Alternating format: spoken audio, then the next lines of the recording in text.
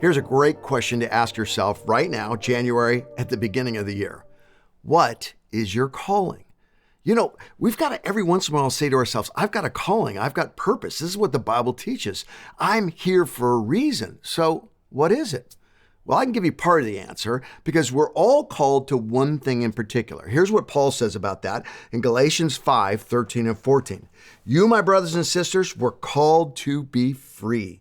But do not use your freedom to indulge the flesh. Rather, serve one another humbly in love. For the entire law is fulfilled in keeping this one command: love your neighbor as yourself.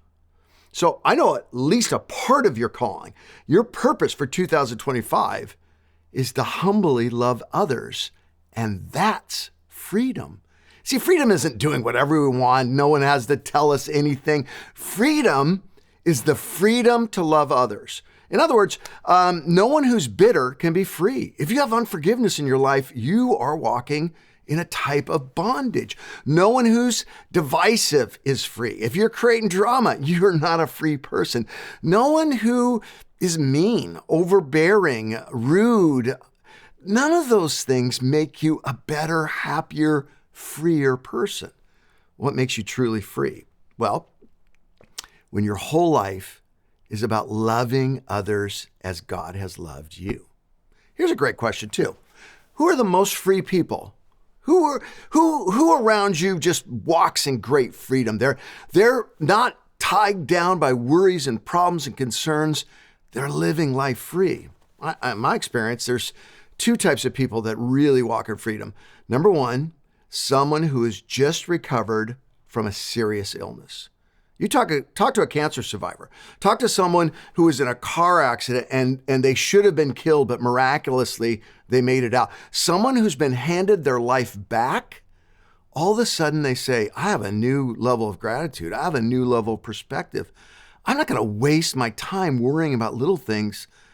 I'm going to lean into the people around me, enjoy their relationship, and love them.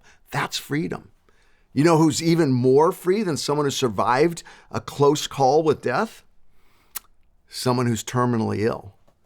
When you really know your days are numbered, it changes everything about how you treat people. I have this friend, Andrew Rundle, 17 years old. He died of cancer. And I walked into his hospital room one time and I started to say, Andrew, I'm so sorry. And he cut me off. He said, no, Pastor Kurt, don't feel sorry for me. He said, I've lived more in 17 years than most people do in 87 years. And I know why I was here for those 17 years. I was here to love people. Andrew is amazing. Like the things he did, feeding the homeless and going on missions trips, he really did live more. I remember one time I told him, I'm going to have you preach in front of high school students. And he was in his hospital bed. I held the mic to my phone and he said, you don't have to have terminal cancer to walk in freedom. You just have to understand your purpose in Christ. My friend, take a minute, prayerfully say, God, what is my purpose in Christ? And I guarantee you what he whispers back to you will have something to do with loving and serving others humbly. You do that, you'll be free.